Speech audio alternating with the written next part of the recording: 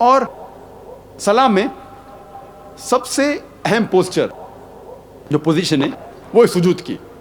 سب سے اہم بھاگ صلاح کا ہے سجدہ. اسی لیے سجدہ کا ذکر قرآن مجید میں کم سے کم 92 ٹائمز 92 بار آیا ہے قرآن مجید میں.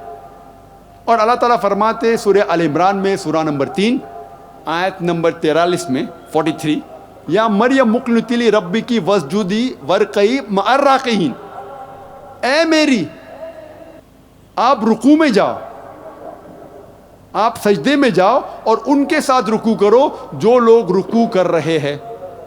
اللہ تعالیٰ فرماتے ہیں سورہ حج میں سورہ نمبر 22 آیت نمبر 77 میں یا ایھا الذین آمنو، اے ایمان والو آپ رکوع میں جاؤ اور سجدہ کرو اور اللہ کی عبادت کرو تاکہ آپ سفلتا پاؤ. سجدہ سب سے اہم بھاگ ہے صلاح کا.